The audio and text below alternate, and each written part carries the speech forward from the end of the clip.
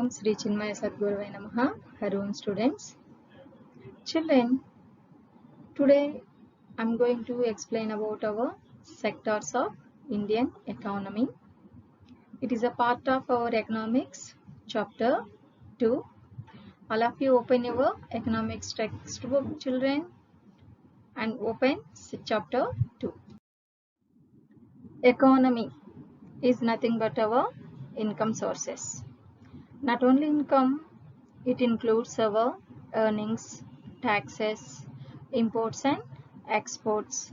How this economy help to the development of in country, and how many sectors are included in this economy.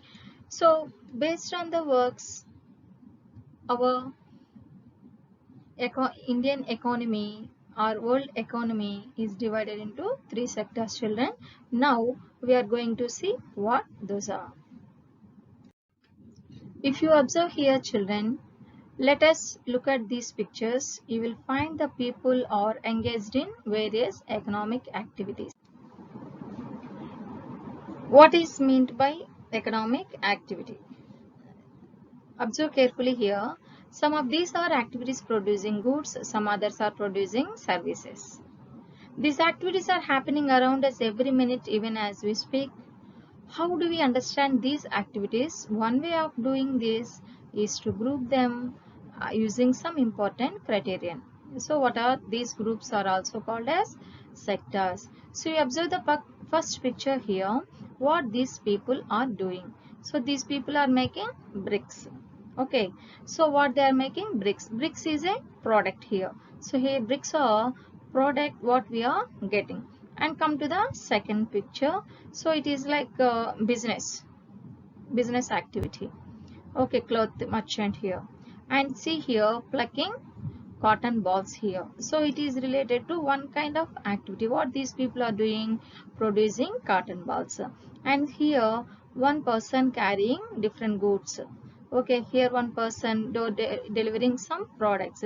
So here if we observe here, three different types of activities are included in those some produced based, another one service based. See, brick making product, cotton balls product, and here one person carrying goods is a service.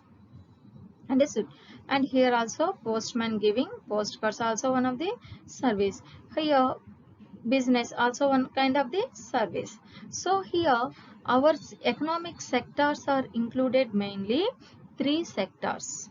What are those? The first one is primary sector, and the second one is secondary sector or industrial sector, and third one is service sector or tertiary sector. What are the three, ma? First one is primary sector, and second one is secondary sector or industrial sector and manufacturing sector, and third one is service sector or tertiary sector. These are the main three economic sectors of economic activities, children. What are the three economic activities are included? The three activities are primary sector included agriculture sector. So in this all natural based production comes under primary sector. Once again, primary sector most probably included agriculture, mining, extraction of minerals, and all natural production like milk, dairy, farms. This all comes under, and poultry comes under primary sector only. And coming to the secondary sector, this is industrial sector, as I told that, and all manufacturing goods comes under secondary sector or industrial sector.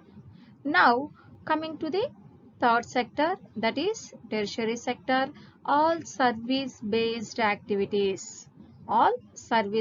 activities comes under tertiary sector. So what are like transportation, banking, communication, judiciary system, and software IT. These are tailoring, doctor, a teacher. These all works comes under tertiary sector based on their service. Clear?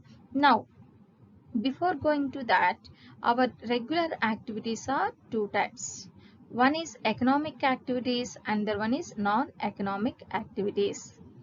Economic activities are related to the production and distribution, exchange, consumption of goods and services. So the main aim of these economic activity is to earn our livelihood.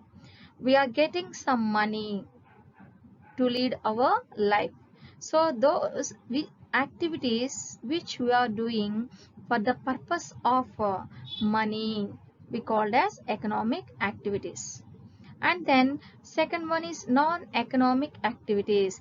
The activities which we are doing for the purpose of the self-consumption or as well as a service-based free of cost. If we are doing those activities, that we called as non-economic activities.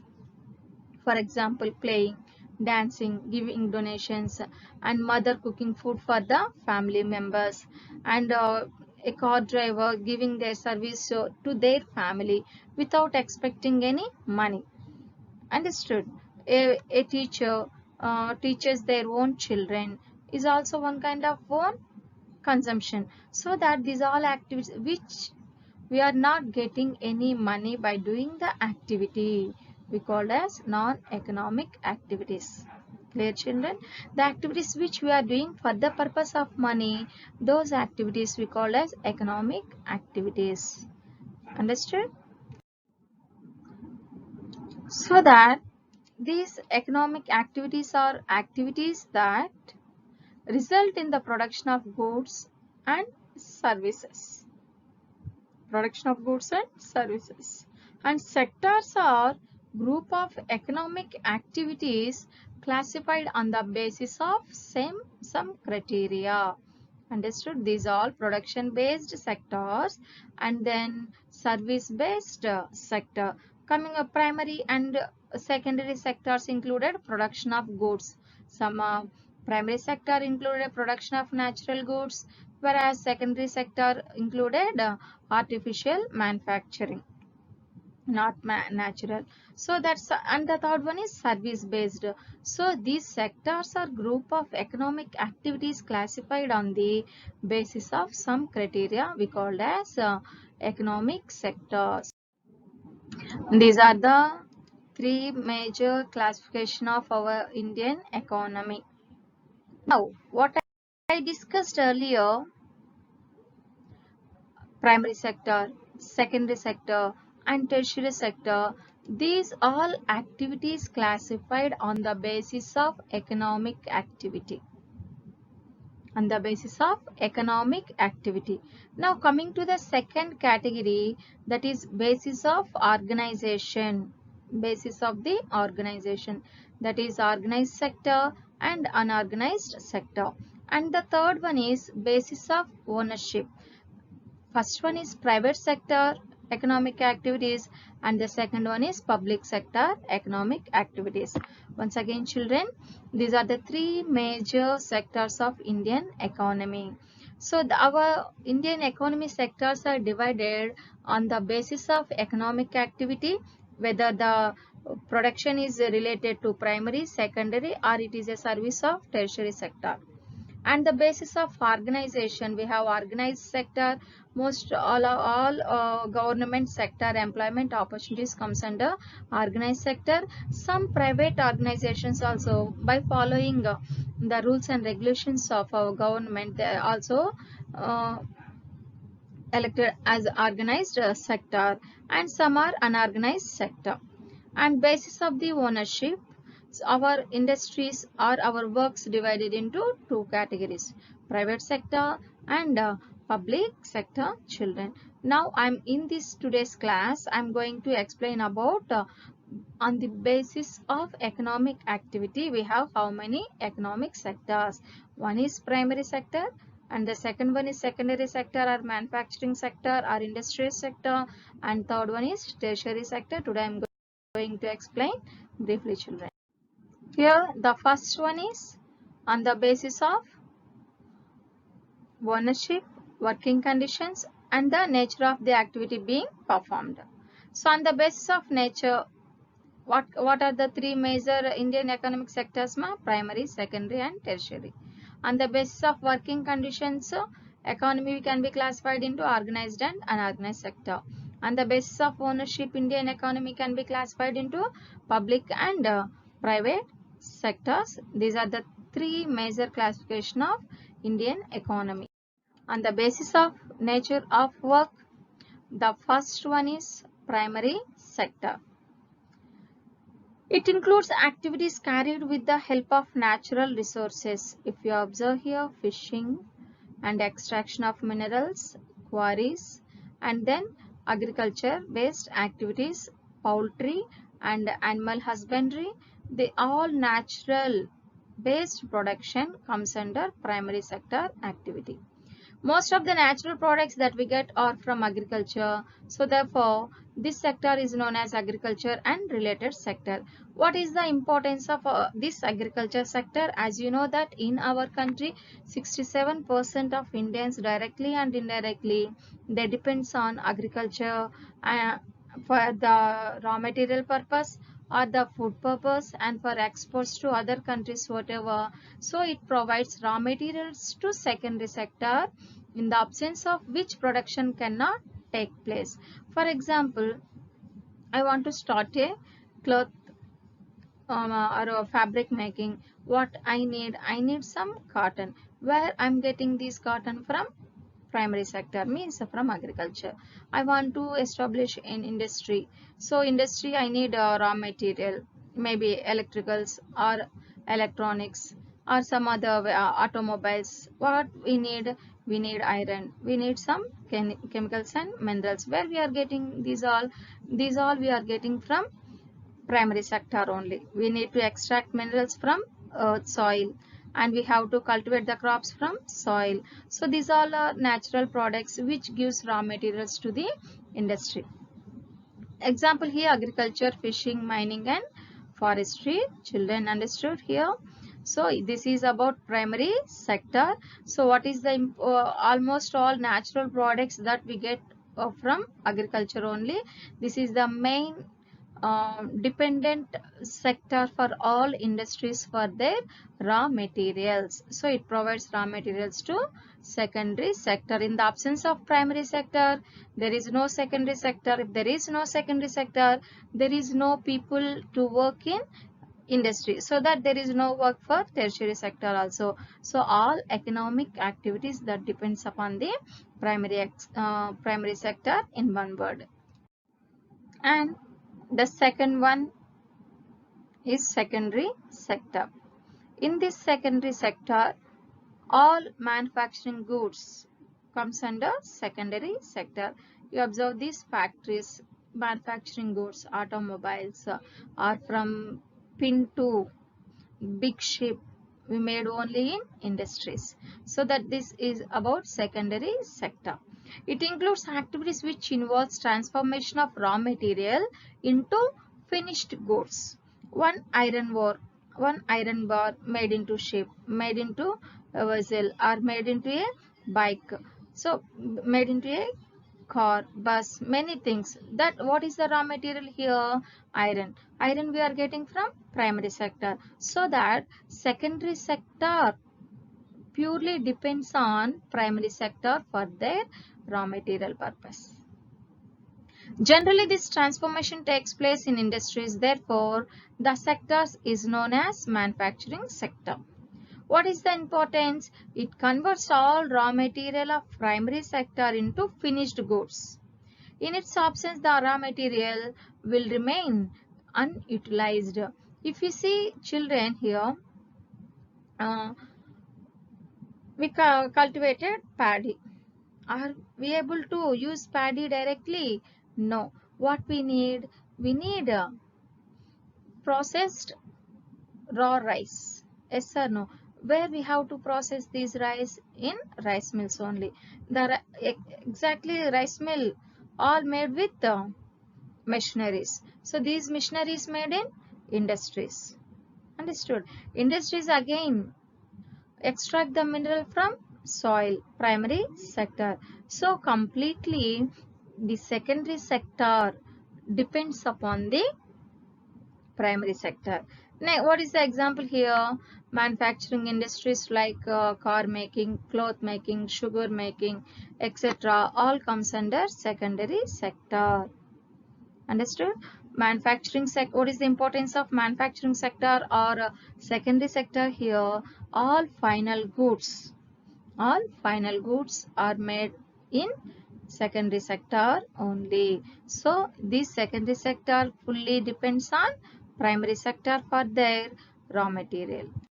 Third one, tertiary sector or service sector. So in this service sector, all service oriented activities. For example, here ATM, and here transportation, and here grocery shop, everything like communication, banking sector and educational sector, a lawyer, a doctor, all these, a tailor, cobbler, plumber, all these people giving their services to the people and earning money by giving their services. These all activities comes under which sector? Tertiary sector, service oriented. These activities don't produce a good but are a support for the production process, also called as service sector, as it generates services. For example, I have a computer. What I need? I need one person to operate this one. I have a car. To run a car, what we need? We need one driver. I have machinery. What we need to process the machinery? We need human, means service, human resource we need. So the secondary sector, primary sector alone, they never produce any goods. They never generate any money alone. They both are dependent, but even though they are not able to produce any goods or services here, what the compulsory sector involved here is tertiary sector. Understood clearly? Without driver, there is no bus to run. Without operator, there is no machine to run, to repair everything, isn't it? So that these all three sectors, primary sector, secondary sector and tertiary sector, all these three sectors are interdependent each other, because without primary sector there is no secondary sector. Yes or no? Yes. Without secondary sector and primary sector there is no tertiary sector to work. Understood?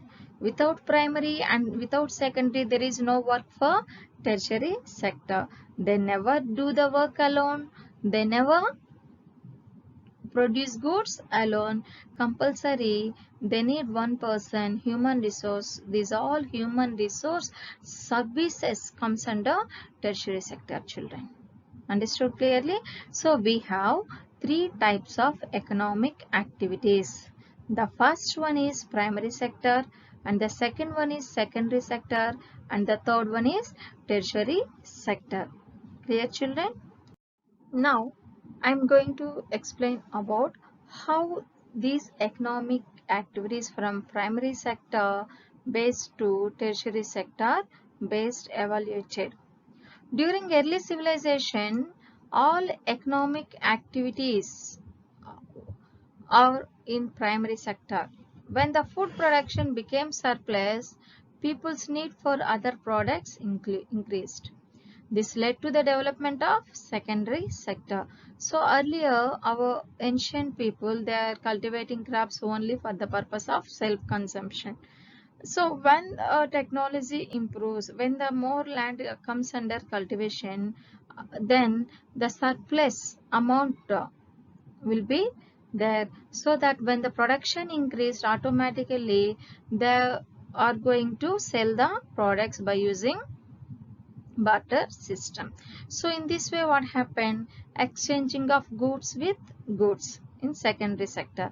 So the growth of secondary sector spread its influence during industrial revolution in 19th century in Britain first time, so that it is called as a workshop of the world, Britain. After the growth of economic activity, a support system was the need to facilitate the industrial activity. Certain sectors like transport and finance play an important role in supporting the industrial activity. Transporting goods from one place to another place. Meanwhile, so while doing the business activities across the world, so they need some financial assistance. So and these all causes to the industrial activities. Moreover, more shops were needed to provide goods in people's neighborhood. Ultimately, other services like tuition, administrative support developed. So these all are service based. So from day one to till today, so we many changes occurs in economic activities. Earlier, hard work, less revenue. No, now less work, more revenue. So based on the service sector activities. So different people are earning different amount of earnings based on their work and services. Yes or no? Yes. So these all changes occurs from early period to nowadays. As I told that our all three sectors interdependent each other. In what way? The various production activities in the primary, secondary and tertiary sectors produce a very large number of goods and services. Also, the three sectors have a large number of people working in them to produce these goods and services. Means every person, those who engaged in activity, must comes under in any one sector of these three, either primary or secondary or tertiary sector.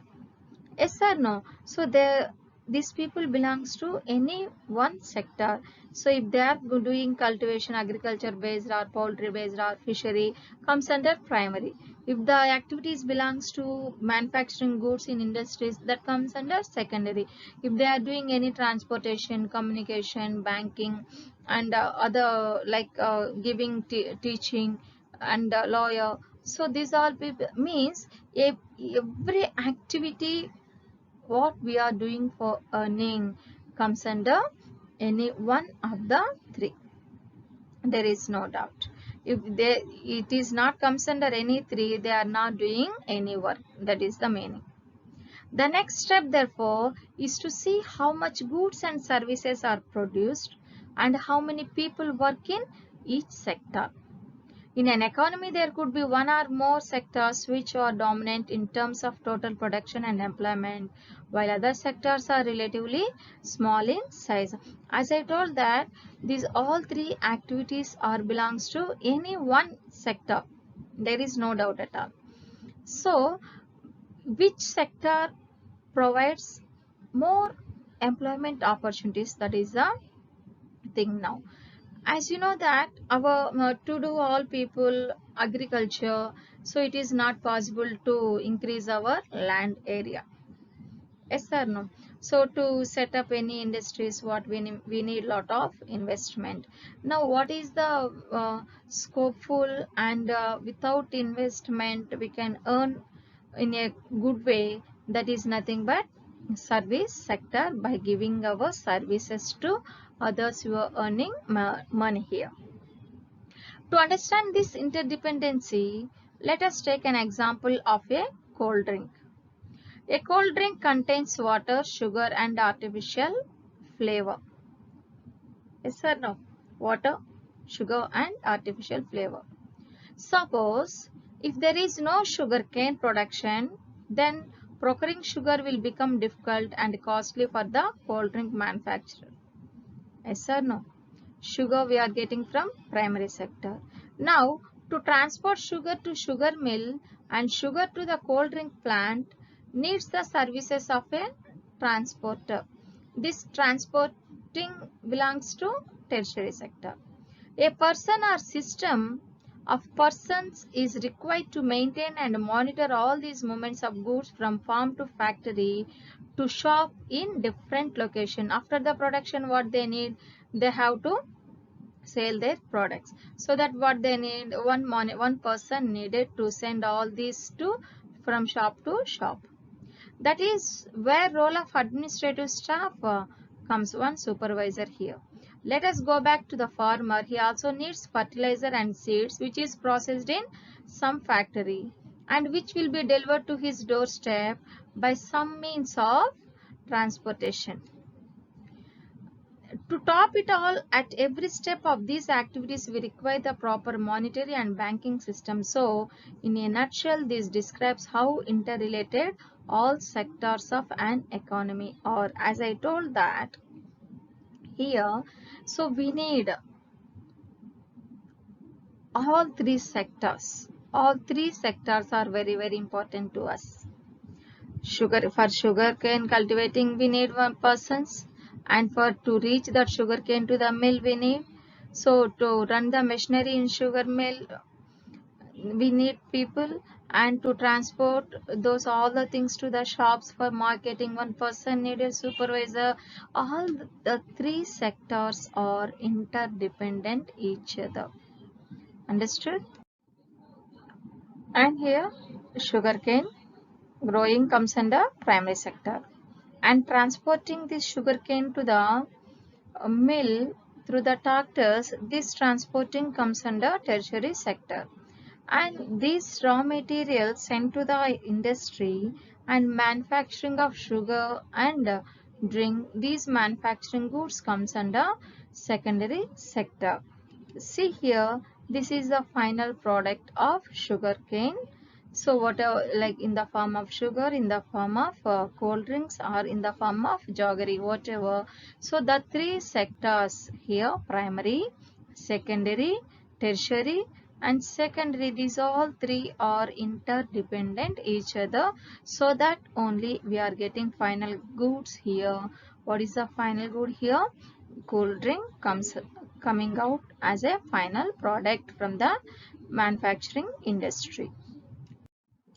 How do we count the various goods and services and know the total production each sector? As I told that different sectors, these three sectors included production of goods and services. Then how to calculate the total production of each sector? As I told, to coming out this cool drink, sugarcane means agriculture included and transportation included, and industries also included to process the sugarcane into sugar. Yes or no? So that which sector we have to calculate? That cold drink is belongs to primary sector or secondary sector or tertiary sector. So all processed happens in secondary sectors. Can we say that that is a production of industrial sector? Then what is the role of the sugarcane from primary sector here? So that to avoid this confusion, I'm going to give you few examples here. The values of goods and services is used rather than adding the actual number to know the total production. For example, if 10,000 kgs of wheat is sold at ₹8 per kg, so 10,000 kgs into 8 rupees, how much? 80,000 rupees. What is the value of wheat here? 80,000 rupees. And the value of coconut of 5,000 coconuts at each one is 10 rupees, then it will be 50,000 rupees. Similarly, the value of goods and services in the three sectors are calculated and then added up. Remember, there is one precaution one has to take. Not every good that is produced and sold needs to be counted. It makes sense only to include the final goods and services. What we have to calculate the final products, we have to calculate the GDP. Take for instance a farmer who sells wheat to a flour mill at the rate of 8 rupees per kg. The mill grinds the wheat and sells the flour to a biscuit company for 10 rupees per kg. The company uses the flour and things such as sugar and oil to make 4 packets of biscuits. It sells biscuits to the consumers for 60 rupees. 4 biscuits packet total each packet 15 rupees. Then here flour mill 8 rupees and here flour 10 rupees, and they added some sugar and oil to make 4 packets of biscuits, and finally he got 60 rupees. These biscuit packets we have to measure as a final good. We should not take this flour whatever used for the making of biscuits. We should not add the sugar. We should not add the oil also. What is the final product here? Biscuits. So that we have to calculate only GDP of biscuit packets. Understood? If we are using flour and prepared chapatis or rotis, what is the final product here? Chapati and roti. So what we have to add here? We have to add only chapati or roti as a final good. Understood clearly? So that while we calculating GDP, final goods and services are important, and in between these all, this wheat or coconuts or oil or sugar is considered as intermediate goods. These are not final goods, these all are intermediate goods, and biscuit packets is a output, that is a final good. Why we are only calculate final goods and services will be counted. In contrast to final goods such as wheat and wheat flour in this example are intermediate goods. Intermediate goods are used up in producing final goods and services. Understood? These wheat flour or wheat or sugar or oil is called as intermediate goods. These intermediate goods are helpful to produce final goods and services. So that the value of final goods already includes the value of all the intermediate goods that are used in making the final good. For example, the value of 4 biscuit packets here 60 rupees. That is what we call as final good. In that, value of flour 10 rupees included, and similarly the value of all other intermediate goods like sugar and oil also included, so that we have to consider only the final value 60 rupees as the final product cost. We should not add any wheat flour price here, oil price here, or uh, sugar price here. We have to count only the cost of the final good that we have to add it in GDP. To count the value of the flour and wheat separately is therefore not correct, because then we would be counting the value of the same things a number of times. First as wheat, then as flour, and finally as biscuits. The value of final goods and services produced in each sector during a particular year provides the total production of the sector for that year. So how to calculate GDP? We have to calculate GDP every year in a financial year. In the end of March, we have to conclude only final goods. How many biscuits prepared, how many chocolates prepared, so what is the consumption level of the people. Only we have to calculate this all. We should not add all the intermediate goods also in the final GDP. So that, and the sum of production in the three sectors gives what is called as gross domestic production or product of a country. GDP, gross domestic product, the value of the consumption levels of the people. How much products used by the, how much final goods used by the people, that is called as GDP. It is the value of all final goods and services produced within a country during a particular year. GDP shows how big the economy is. In India, the mammoth task of measuring GDP is undertaken by a central government ministry. So, as we are paying many taxes to the government, so this calculation of final GDP is prepared by central government. They will take the report from all state governments GDP levels of different sectors. Then finally, they given the report of final GDP of the nation.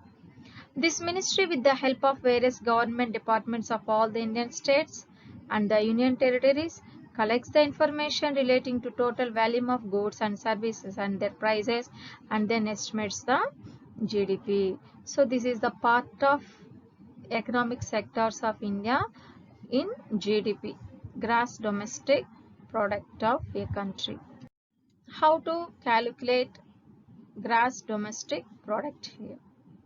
The value of final goods and services produced in each sector during a particular year provides the total production of the sector for that year.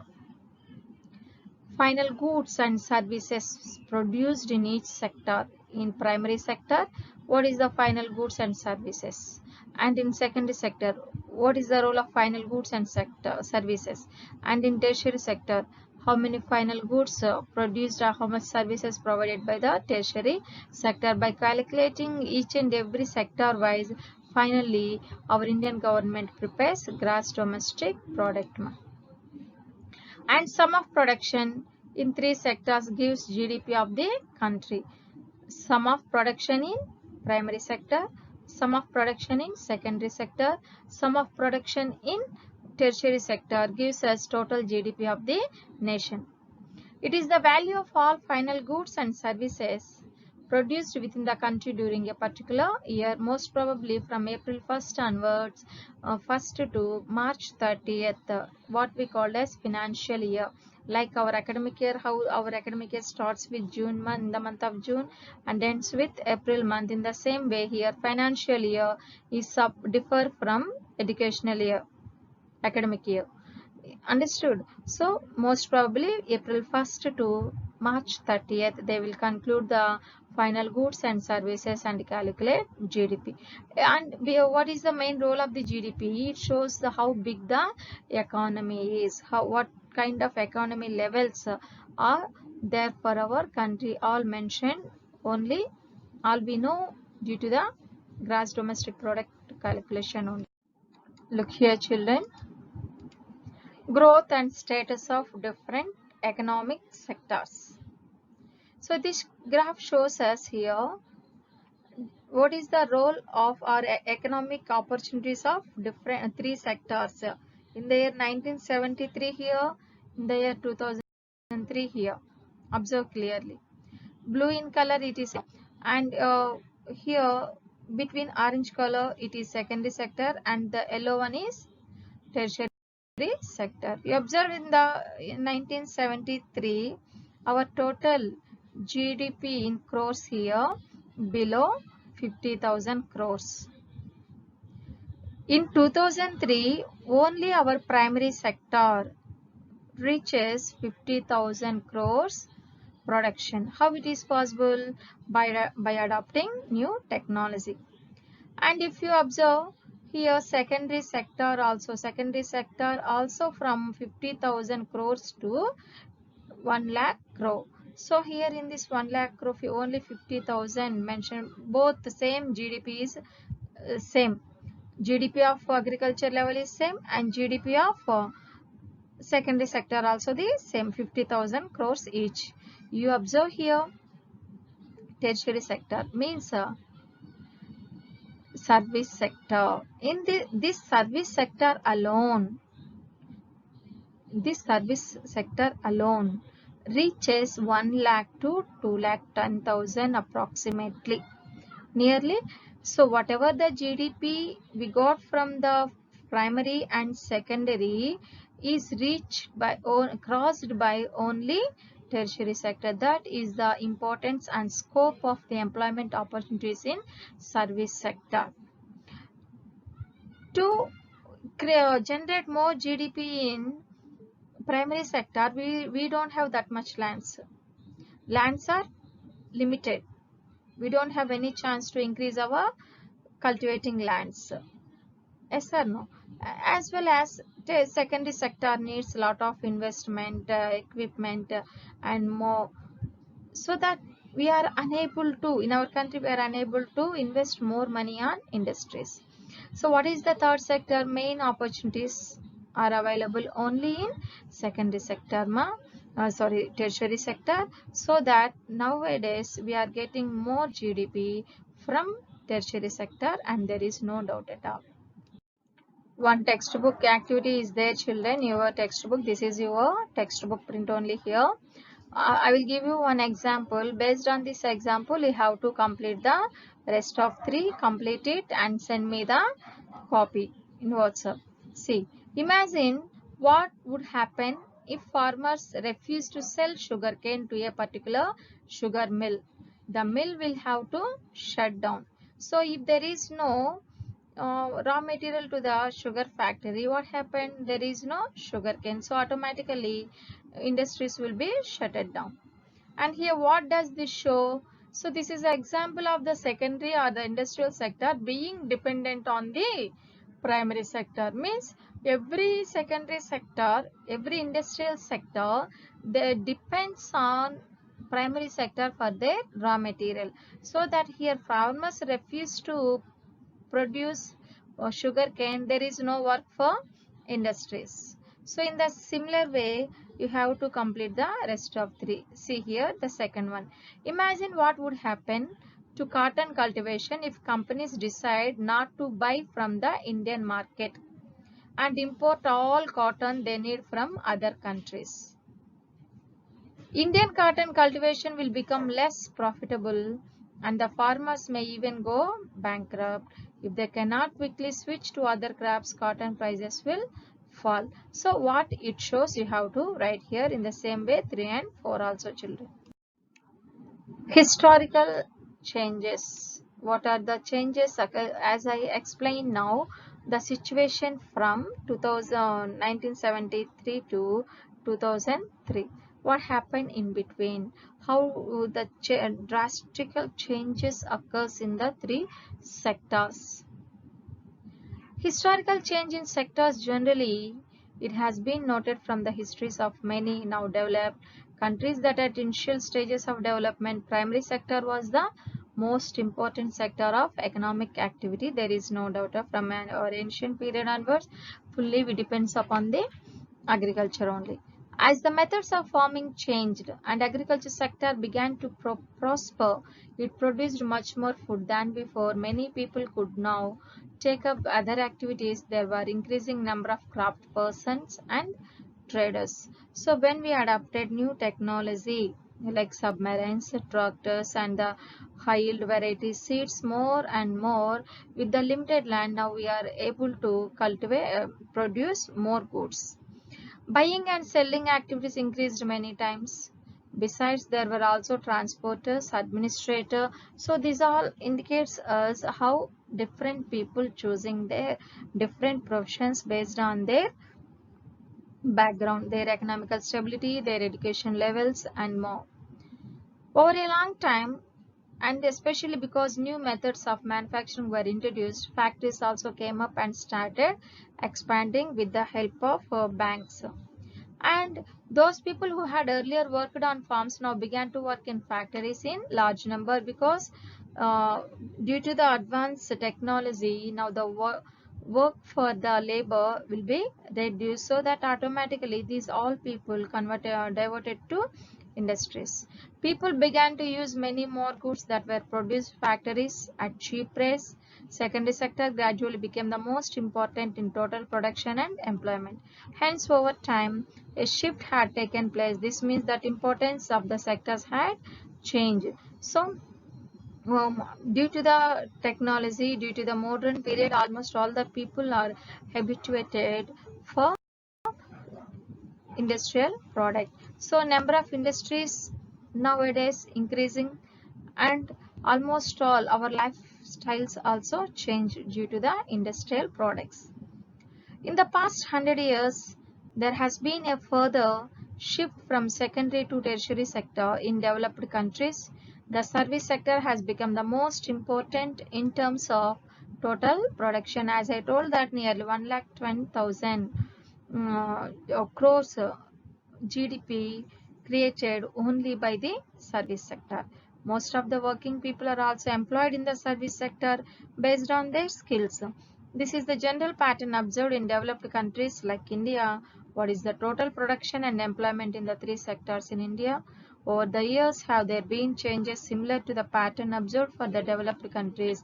We shall see in the next section. So how this secondary sector influenced our Indian economic sector, what kind of opportunities created by the service sector, we will see.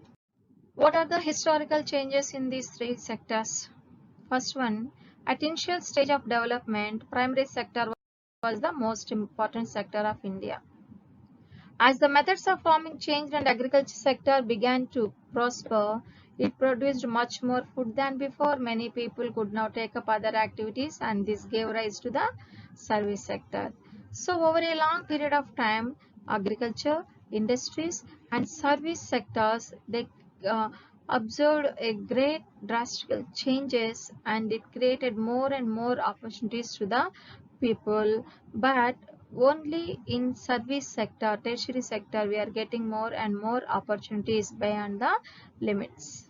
Hello children, I hope every one of you understood what is meant by economic sectors, how many economic sectors are there in our country, how the GDP we have to calculate, how these all the sectors interdependent on each other. In our next coming class, I am going to explain about the organized and unorganized sector. Children, keep watching. Hari Om. Have a nice day. Thank you.